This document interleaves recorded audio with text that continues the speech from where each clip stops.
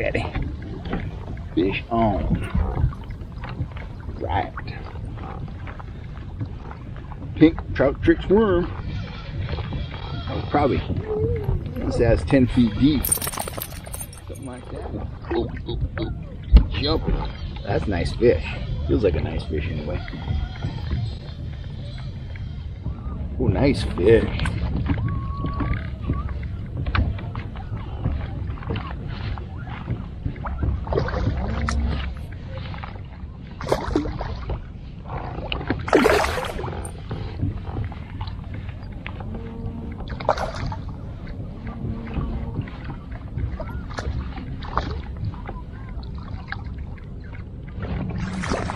There we go. Oh, what a nice holdover that is. Pink trout Trix worm, nice square tail, beautiful holdover. I'll get him revived, get him back in the water. Howdy folks, Kel Kellogg here. Welcome back to the channel. And if you're not already a subscriber, if you like trout fishing content, take a second, hit that subscribe button, hit that bell notification, and you'll always know when we are here talking trout fishing. And today, I have some information for you bank anglers out there. I get all kinds of correspondence from guys that see how effective the trout Trix worms are, how effective the trout Trix minnows are for trollers, and they want to know, can I fish these baits from the bank? And if so, how do I do it? And we're going to talk about that right now. There's all kinds of ways to utilize the trout Trix minnows and the trout Trix worms from the bank. You can use lead heads. You can use a wacky rig system. But today I'm going to talk about the number one most effective way, the centerpiece of what you should be doing with these baits, and that is retrieving them through the water when teamed with an action disc. And I'm going to show you a couple different ways to do that. Here, let me step up here. A bunch of rocks under my feet. So, okay. This is rig number one. I just have a standard light spinning rod here. This is one of the rods I use to fish power bait on. I have a very short fluorocarbon top shot. I have it spooled up with bright yellow braid right there. It's just a little Okuma reel. Just a very nimble rig. Its rod is 7 feet long. Now, coming down from the main line, this is the same rig I use for fishing power bait. Here's the main line. Here's a bullet weight right there. There's a bead, there's a small snap swivel right there, and right here starts the trout Trix leader. Now remember, I always advocate rigging these on either 8 or 10 pound test fluorocarbon line. Fluorocarbon, let's review, reflects light at the same rate as water, and that renders it virtually invisible to the fish. You don't always need fluorocarbon. But how would you know? So I always use fluorocarbon line. I'm feeling some raindrops here. Hopefully we don't get water on the lens. It's been raining all night. We got a little break this morning, and then it's going to rain for 2 straight days. So always use a fluorocarbon leader. And then your actual trout Trix rig looks like this. This is a trout Trix worm on this rod. It's a white worm. Your leader comes down, goes through an action disc, followed by a couple bobber stops, a bead, and then you tie on your number 4 hook and you put your bait on that hook. If you buy a kit of these, you're going to get a rigging kit, and you're going to have everything you need. You're going to have the bobber stops, the beads, the hooks, the action discs, and so on, in addition to the baits. All you're going to need to get is a fluorocarbon line. That goes for whether you're trolling or casting these from the bank. Now, that by itself, there's no weight there, very little. You're not going to be able to cast that very far. So you need to add weight.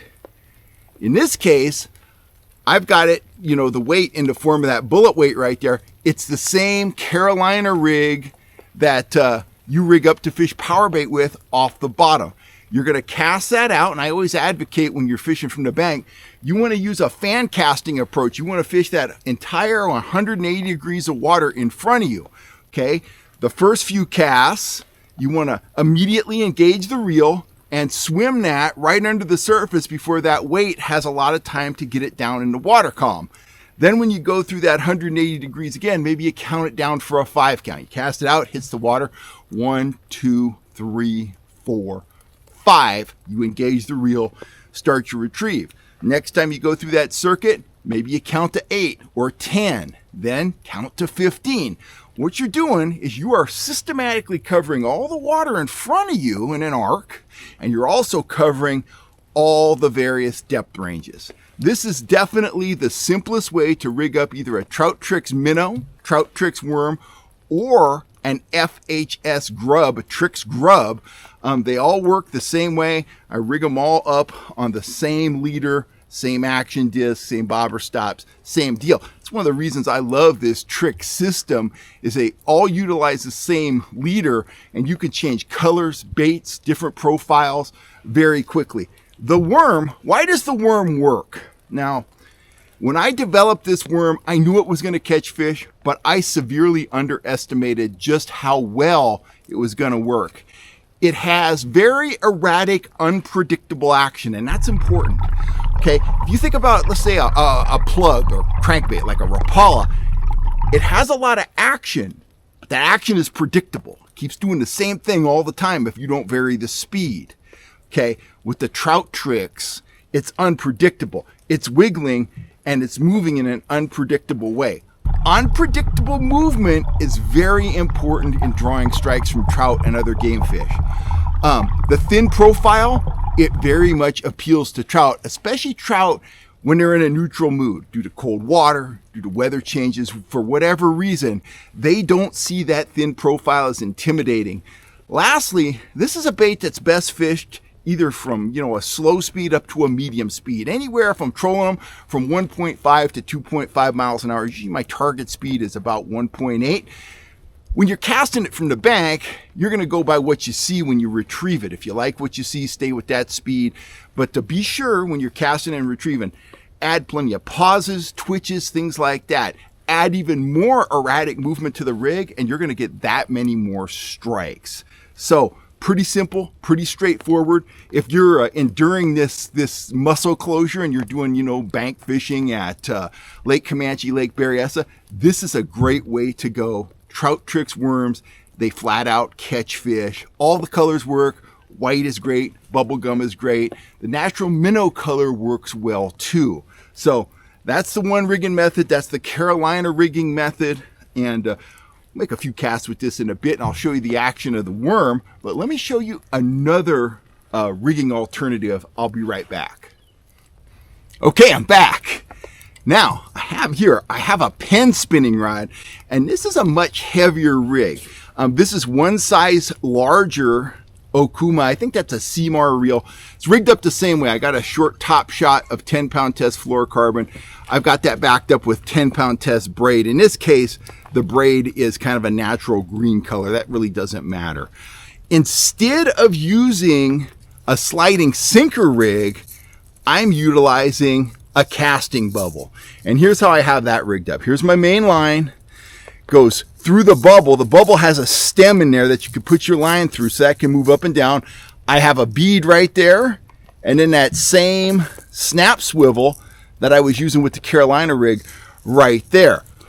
Why do I like to use these bubbles? Well, I gotta tell you, I've experimented with them a great deal over the years. You could pull that stem out and you could put water in there, and you can probably see there's water in there.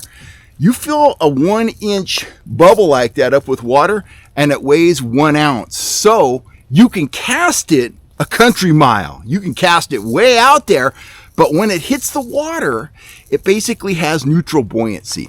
We've been fishing flies using this method for a long, long time in the Sierras. It's a little more complicated to rig up than just a sliding sinker, but it's a lot more versatile. And check this out. This is what I'm experimenting with right now, and I'm really liking the results. I have water in that bobber, but you see that dark stuff in the bottom? Okay. I have some really small split shot in there that I dropped in one at a time when that stem was pushed down. And listen to this. Let's see if you can hear it. You hear it rattle? Okay. I like this for a couple reasons. One, it adds a lot of weight to that, and I don't have to worry about getting it completely filled with water, which can be kind of challenging. But I like to be able to wiggle that rod tip on the retrieve and add some rattle. Remember, when we're fishing these rigs, we're fishing for trout that are inactive or neutral. If they were chasing, we'd put on a spoon like a pinhead or a cast master, we'd whip it out there, reel it in, the fish would grab it, we'd be having a great time. But when we bust out the soft plastics, we're not fishing for fish that are in that condition. We're fishing for fish that are in a neutral mood, fish that don't want to go. We're looking to present them with a bait that has maximum action and stays in the strike zone. And this clear bubble rigging is very, very interesting if you have the desire to play with it, which, you know me, I love experimenting. Now, on this rod, I'm not rigged up with the worm. I'm rigged up with the minnow. So I have the same leader, 8 to 10 pound test fluorocarbon, but on this one, I have a Trout Trix minnow. The minnow has different action than the worm. It still has that erratic, unpredictable action, but it has less crazy action than the worm. The body's not as long, it's not as thin, it looks like a minnow, okay? Why did I go down this soft plastics road? The answer's simple. Soft plastics, day in, day out, they are the #1 offering of black bass anglers. Whether it's a weekend warrior or an elite pro, they use soft plastics a ton.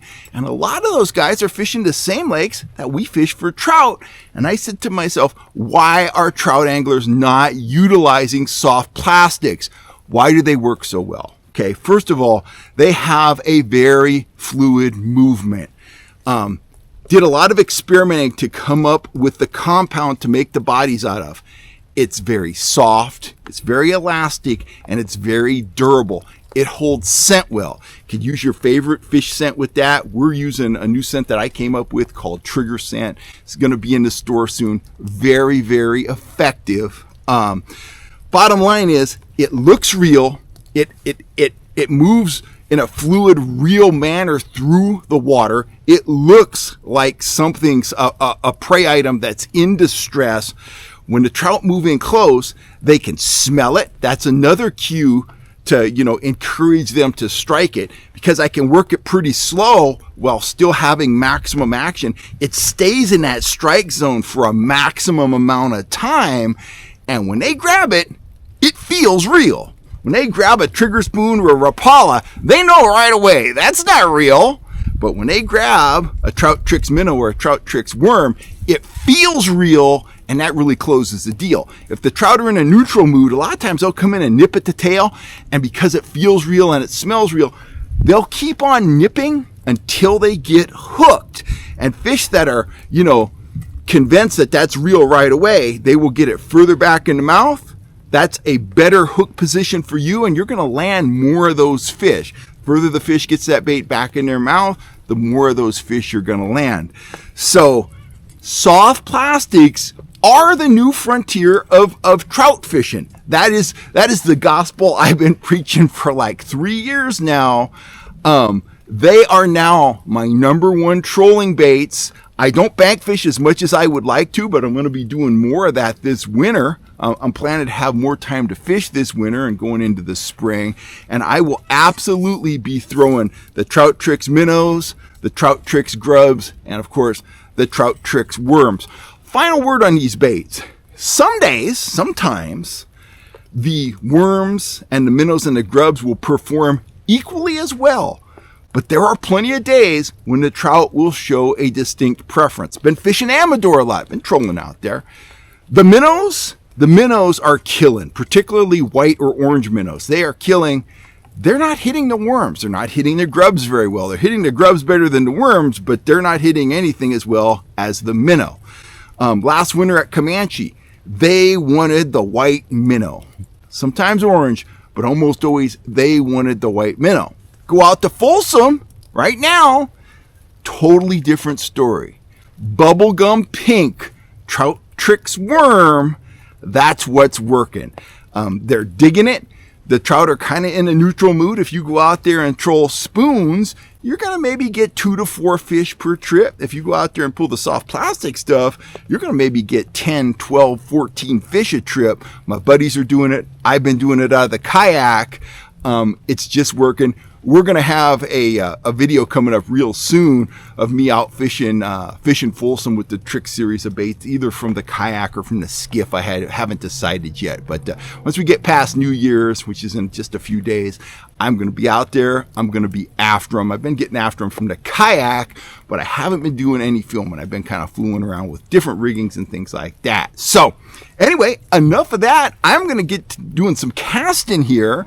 And remember, when you're fishing for trout in the winter, late fall, early spring, you don't necessarily have to cast way out in the middle of the lake. Now, I like to because it allows me to cover a maximum amount of water.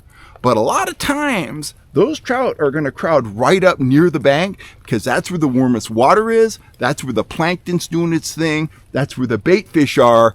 And that's where you're going to find the predators, whether we're talking about bass, trout, panfish, whatever. They will move in very tight to the shoreline. So when you're bank fishing, keep your feet quiet and work those retrieves all the way into shore. A great strategy is to cast one bait out with power bait or an inflated worm. Cast it out there so it's sitting in, 6 to 8 feet of water, something like that. And then proceed to fan cast with your spoons, plugs, or your Trout Trix series of baits teamed with a water bobber or a weight, whatever appeals to you, whatever seems simplest. I think the bubble gets the edge, but a lot of guys like to use the weight. So either way, commence to fan casting. Give each spot probably 30 minutes or so. If you don't get hit on the bait, you don't get hit on the lures, move to another spot. You don't have to move 10 miles. Sometimes a 100-yard move is all you need. Work the backs of coves, work points, work anywhere there's a bottleneck. Figure out where the fish are holding and let the fish tell you what they want to hit on any given day, and that's really going to set you up for success.